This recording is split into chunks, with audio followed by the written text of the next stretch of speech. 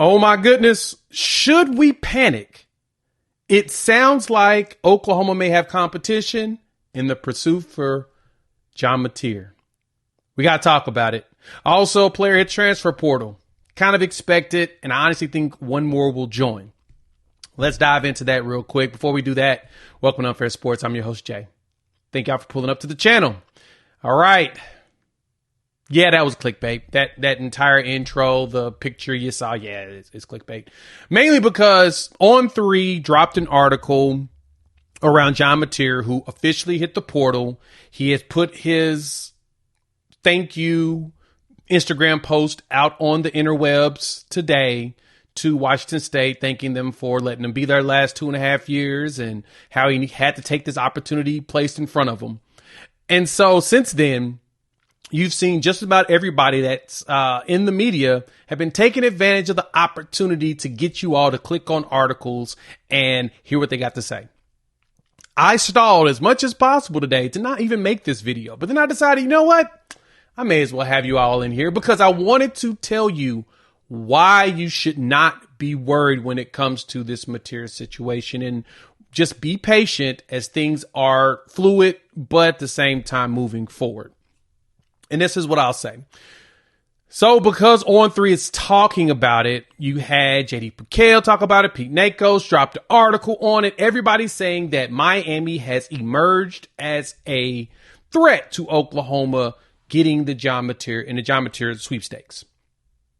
I told y'all this also when he hit the transfer portal. If you watched that video yesterday, actually, I told you the exact same thing. And the reason why is because it's logical for Miami to be considered a threat to anybody going after John Mateer because they just took the glass quarterback from Washington State, and he was a Heisman finalist, Cam Ward.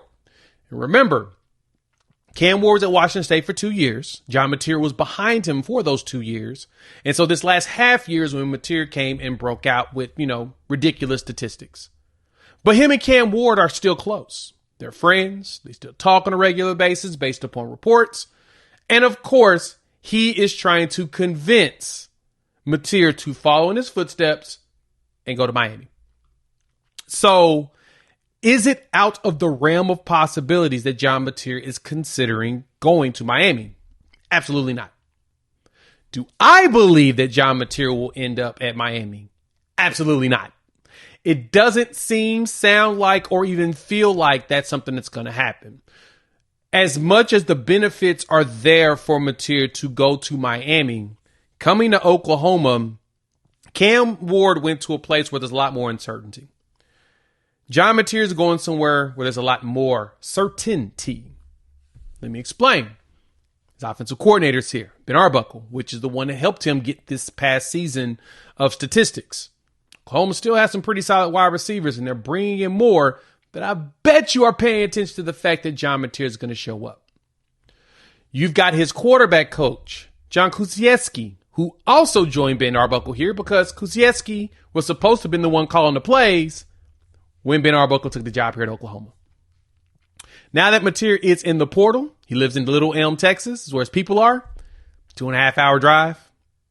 So you get close proximity to the crib. You get close opportunity to be watched by family on a regular basis. And everybody that worked with you to get you to where you are today are here. I wanted to say that to calm y'all down. So I opened with it. I'm going to talk about the transfer portal entry in just a minute, but I wanted y'all to understand. Relax. Give the man time to travel here. He's flying in from Washington State. Pullman's not easy to get out of. Probably via private plane is probably how they got out. He's probably in Texas, or now he's probably in Oklahoma City now. In Norman, Oklahoma City, in this area today. Probably traveled all day this morning. Got in, then came into town this evening, and now they're going to probably begin the visit. It only makes sense. So to me, my expectation is we'll hear something tomorrow, Thursday at the latest. I don't think he leaves here without signing with the Sooners. That's just my thought. That is just my assumption. Because it only makes sense for him to be a Sooner and continue the, riding along with his offensive coordinator. Tell me what y'all think. Hop in the comments. Let me know your thoughts. As I told you, it makes sense for Miami to show up. Now you're going to start seeing the troll accounts put all kinds of random names out there to say, oh, this school is now in the works. This school is now emerged as a threat. You're going to see that because people are looking for engagement farming. Hence why I have not really put anything on social media. Made this video because why not? I need to talk about the transfer portal guys anyway, so we'll do that. Oklahoma saw a portal entry I expected. I'm waiting for the next one, but it still saddens me that we see. Defensive lineman Champ Sanders has hit the transfer portal. So Ashton Champ Sanders was a late addition in the 23 class. I remember when he came, and he's played about 45 total snaps in the last 2 years of being here, and he got a half sack while he's been here, so he's got some sort of numbers, but he had a lot of schools after him. You know, some solid was Notre Dame, Utah, Cal, Arizona State, Colorado, Wisconsin. Solid schools after him, but we ended up winning them. But because that defensive line depth is looking like it's getting a little bit better, and I think the Sooners are expected to pull for a couple more on the defensive line, kind of makes it tough. Like Grayson Halton has emerged. He's definitely going to get a lot of rotation. Jaden Jackson, David Stone. I'm wondering, see Trent Wilson's coming in the class, and I'm wondering if Dominic decides to stick around. That happens. I could see Oklahoma going to go pull maybe one or two dudes just to have additional bodies. But I loved Champ Sanders' mentality. It's just he never got to the size you really would have needed for him to really play here. So, saddens me to see him go, but at the same time, I totally understand why. Thank you, Ashton, for coming from Pasadena, California. Thank you for being here. Good luck. Think you'll do something big. Show him some love. Hop in the comments. You got to show our guy Champ Sanders some love. Definitely one. Now, if there's an additional one that I kind of have a feeling and expect to hit the portal, I'm going to be honest, I do think that potentially Marcus Strong could join him in the portal. And I only say that because the defensive line is a little deeper.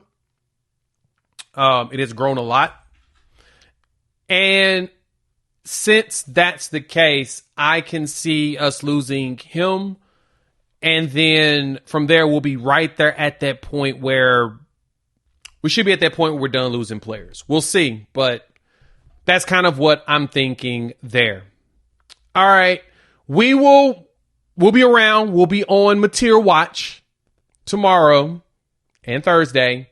If something drops, I'll probably have a video drop. Hell, I may go live.